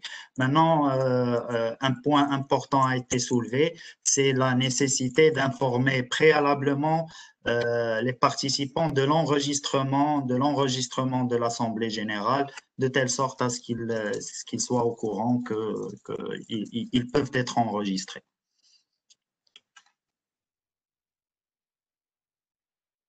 Je rebondis sur ce qu'a dit Yasser. Effectivement, il y a la loi sur les données personnelles, la loi 0908, qui prévoit un certain nombre d'obligations. Et puis là, on est dans les faits, on a deux points très importants. Le premier élément, c'est l'enregistrement, donc via la visioconférence.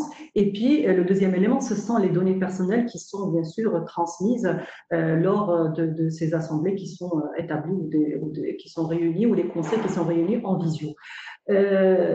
Oui, la loi, bien sûr, elle s'applique, la loi sur les données personnelles. Maintenant, il y a certaines données qui sont sensibles. La question, et en fait, ça aussi, c'est un débat, et peut-être la CNDP, ça j'appelle aussi la CNDP pour peut-être statuer sur ça, parce que, en principe, puisqu'il s'agit de données sensibles, et notamment par rapport au CIE, ou de numéros qui sont assez sensibles, il faudrait qu'il y ait une autorisation préalable de la CNDP. Mais demander à chaque fois une autorisation préalable pour des besoins de réunion d'instances de gouvernance, ça va un peu alourdir la réunion de ces instances de gouvernance. On se dit, est-ce que ça ne rentre pas plutôt dans une déclaration par la suite, juste à la CNDP? Et puis, le plus important, c'est d'informer les personnes qui vont se réunir et de leur dire au préalable, donc on va enregistrer, qu'on va faire un traitement de vos données personnelles, etc. Donc, le contexte est un peu différent. Ce n'est pas un traitement de données usuel qu'on fait d'habitude et on se dit, oui, on va faire un traitement, donc on doit notre autorisation, on a un droit de position, de rectification. Il est complètement différent, mais là, c'est peut-être, il va y avoir un arbitrage de la CNDP par rapport à ces éléments qui sont très importants. Mais c'est-à-dire cette loi doit rester à l'esprit et donc cette loi, on doit quand même se prémunir et faire attention et bien sûr prévenir les actionnaires et les assemblées, les actionnaires et les administrateurs éventuellement de tout éventuel enregistrement et de tout traitement de leurs données personnelles. Et comme l'a dit si bien Yasser, l'application de la loi 27/20 donc n'exonère pas de l'application des autres lois qui sont en vigueur, notamment celles sur les données personnelles. Voilà pour la réponse à cette question. Et d'ailleurs, si je peux compléter, en fait, les informations qui sont aux actionnaires dans une AG normale, donc en présentiel, et dans une AG via visioconférence ou webcast, sont exactement les mêmes. Donc, le traitement juridique des données personnelles est exactement le même. Donc, il n'y a pas de nouveauté de ce contexte-là. Alors, j'ai une autre question qui est liée à la réglementation spécifique à respecter pour les normes de sécurité. Écoutez, je pense que les autorités ont largement communiqué sur les normes de sécurité qui doivent être mises en place dans les lieux de travail et dans les lieux publics, etc. Donc, je pense qu'il faut se référer à ces directives pour pouvoir tenir une réunion, n'importe laquelle, hein, que ce soit une réunion en interne dans une entreprise ou avec des personnes externes.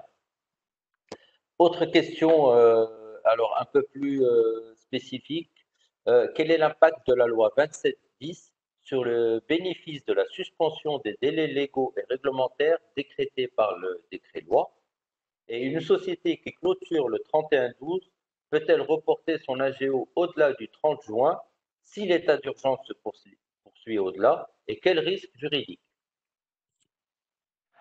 Alors, pour la loi 2720, donc il n'y a pas d'impact par rapport au délai. On s'est dit, donc l'impact, c'est par rapport au décret-loi. Donc, on a parlé du débat par rapport au report d'échéance et par rapport à l'impact de l'article 6 qui est prévu par le décret-loi sur ce report d'échéance. Maintenant, pour les sociétés, comme on dit, et pour éviter de tout débat et tout amendement, donc on préfère se conformer aux obligations légales.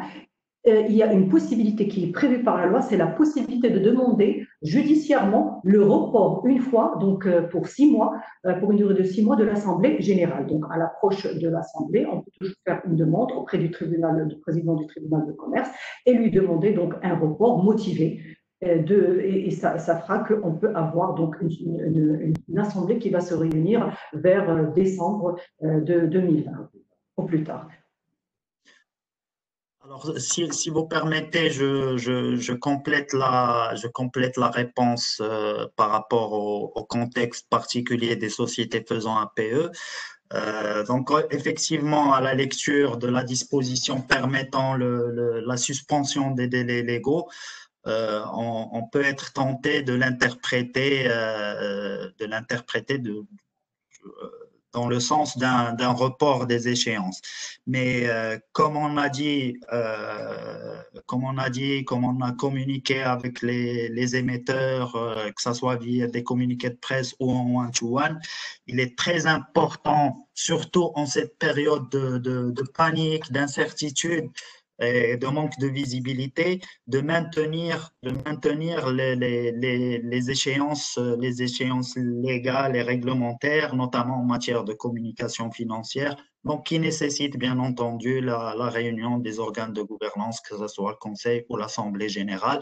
Et donc, les sociétés faisant appel public à l'épargne sont systématiquement appelées à tenir leurs assemblées dans les délais usuels pour éviter des effets néfastes sur le marché et sur l'entreprise elle-même, parce qu'une entreprise qui ne respecte pas ses obligations d'information suscite de l'appréhension de la part des investisseurs et ce qui finit par se refléter négativement sur son cours en bourse, sur son attractivité et sur le fonctionnement du marché de manière générale. Donc, en résumé, les sociétés faisant appel public à l'épargne sont appelées à respecter les calendriers, les échéanciers habituels, abstraction faite de ces dispositions de report de délai. Très bien. Une autre question. Alors, on a encore deux questions. Une qui est liée à la signature électronique. Donc, ça sera pour nos amis de HPLO. Est-ce que c'est une personne qui souhaite avoir plus de précisions sur la certification de la signature électronique des procès-verbaux des organes de gouvernance? Et une deuxième question qui est liée à l'autorisation d'emprunt obligataire et qui demande est-ce qu'elle s'applique pour une entreprise qui tient son conseil d'administration d'autorisation pendant l'état d'urgence, mais dont l'opération se réalise post-état d'urgence. Donc, ça sera pour Yassir. Alors pour la signature électronique, c'est qu'au préalable, il faudrait déjà que les signatures aient fait l'objet de la procédure pour l'authentification de la signature électronique. Je m'explique. Il y a donc une procédure et comme je l'ai dit tout à l'heure, Baled Maghreb a mis en place une procédure très simplifiée qui permet l'authentification des signatures. C'est-à-dire qu'il faut avoir un certificat, il faut déposer la signature auprès de Baled Maghreb et avoir un certificat d'authentification qui permet la sécurisation de la signature pour qu'elle ait donc ce cachet de signature électronique. Donc, si on ne respecte pas cette procédure et si la signature électronique n'a pas été au préalable déposée et qu'il n'y a pas eu émission d'un certificat d'authenticité, on ne peut pas utiliser la signature électronique. Elle n'aura pas donc la connotation de signature électronique au sens de la loi sur les échanges de données électroniques. Au préalable, il faut faire la procédure qui a d'ailleurs été simplifiée auprès de Baled Maghreb et par la suite, on peut utiliser ces signatures pour dire qu'on peut apposer la signature électronique sur les PV. Si étant, je complète, si le process n'a pas déjà démarré pour obtenir ces signatures électroniques, je vois mal pourquoi je vais me précipiter pour signer le PV tout de suite juste après l'Assemblée, juste après le Conseil. Donc, je tiens mon Conseil par visio et par la suite, après la levée de l'état d'urgence, je peux drafter mon PV et après, je fais une signature normale. Si aujourd'hui, il m'est difficile de solliciter la signature électronique.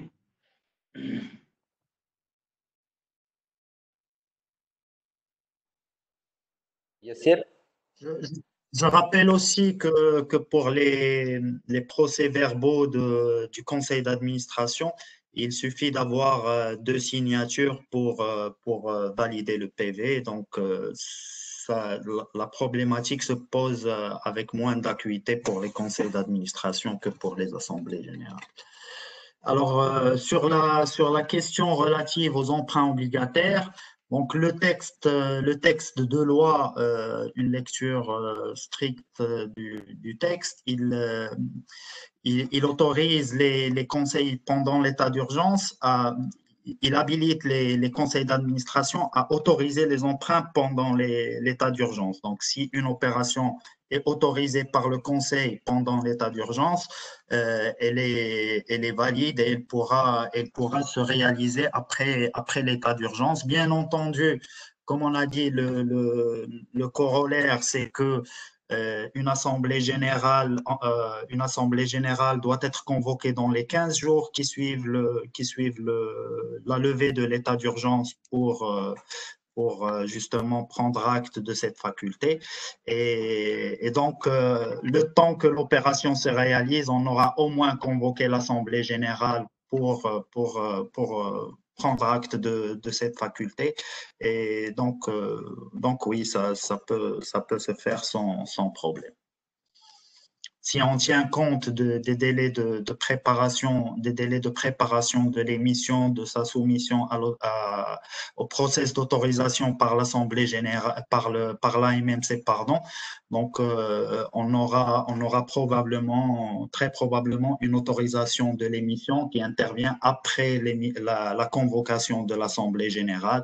Donc, tous les dispositifs de protection de l'épargne et de bonne gouvernance auront été respectés sans problème.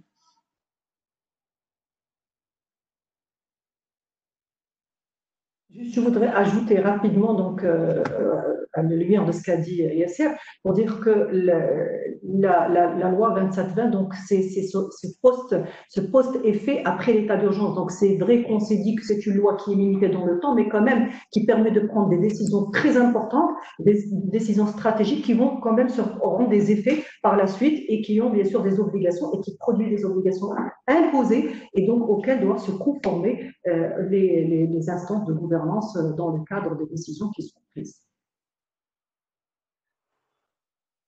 Très bien. Je pense qu'on on a atteint notre stade de questions et merci beaucoup pour vos réponses qui ont été très très claires.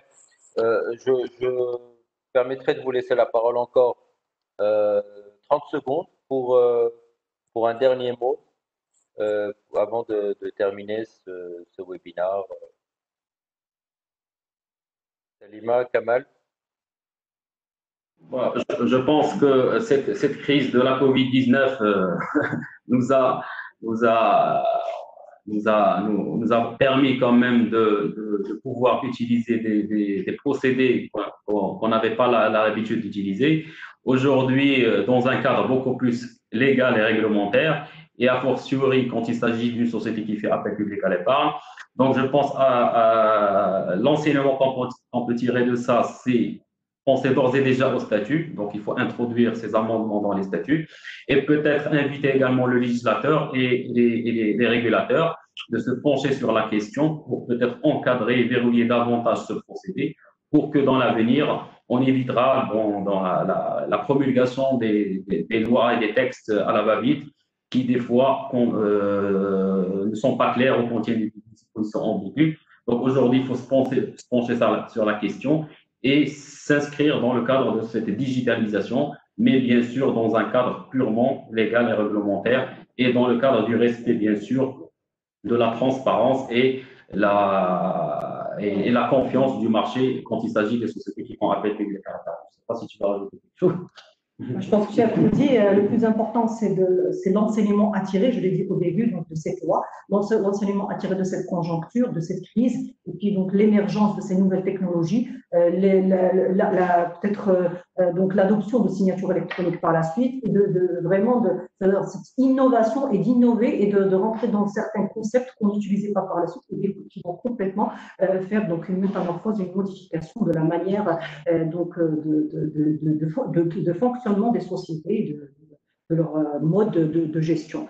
Et là, j'insiste sur donc les nouveaux modes qui ont été prisés et qui ont donc été automatiquement pris donc d'assaut par les sociétés. Et je trouve ça très bien. Il faut juste pérenniser et de prévoir que la loi reflète ce qui a déjà été adopté dans la pratique.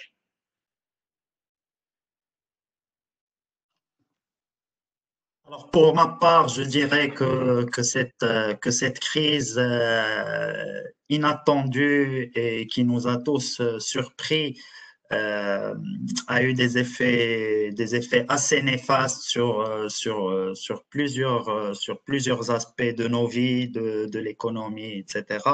Mais elle a quand même eu des impacts positifs dans la mesure où elle nous a permis de remettre en cause un certain nombre de règles, de pratiques et de mettre à jour nos textes et nos process opérationnels au niveau du marché. Maintenant, effectivement, aujourd'hui, on a eu la loi 2720 qui a ouvert un certain nombre de flexibilités, mais qui malheureusement a une durée de vie limitée et arrivera à échéance. Par contre, je tiens à vous rassurer que le travail n'est pas fini et comme j'ai dit, tout l'écosystème et la MMC sont fortement mobilisés pour une feuille de route plus globale et plus pérenne pour le marché et pour ouvrir au maximum les opportunités de financement pour les entreprises, qu'elles soient établies, grandes déjà faisant APE ou qu'elles soient PME. Donc, il y a toute une série de nouveautés qui ont été introduites par les dernières réformes. Il s'agit là de les opérationnaliser de la manière la plus rapide possible et puis de réfléchir à l'avenir pour couvrir des risques émergents qui n'étaient pas prévus auparavant. Donc, il y a plusieurs nouveautés dans le pipe qui sont en discussion et qui représenteront des bonnes surprises pour tout l'écosystème. Merci pour votre attention et merci Yassir. Alors, je ne sais pas malheureusement ou heureusement, j'ai deux questions qui viennent d'être posées. Donc, on va y répondre avant de clore le webinaire.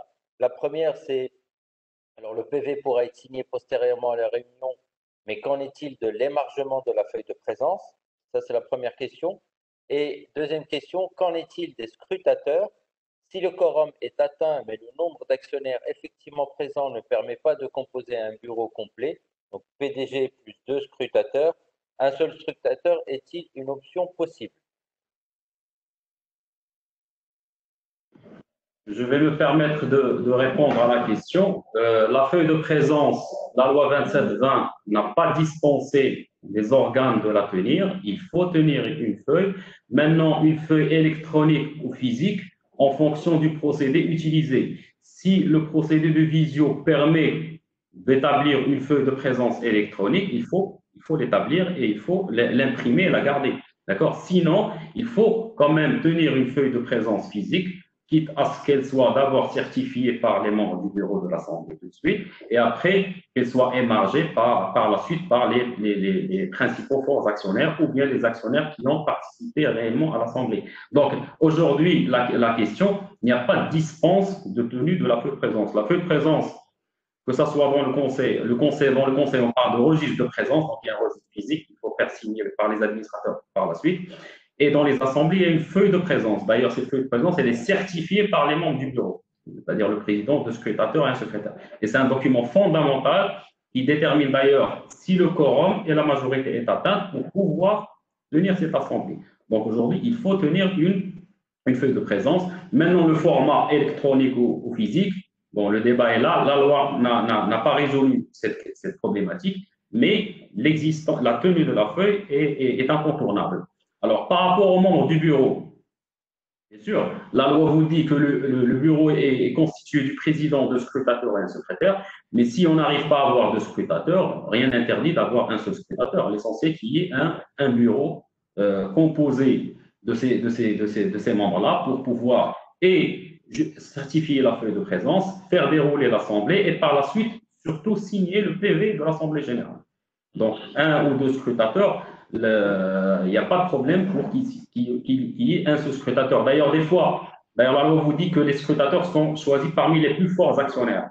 Donc, j'invite le jour de l'Assemblée les actionnaires à se porter candidats pour devenir un scrutateur. Si je n'arrive pas à avoir deux candidats, rien ne m'interdit d'avoir un seul scrutateur pour dérouler l'Assemblée. Je ne sais pas si SR pour vous. Je veux juste apporter un complément par rapport à la feuille de présence.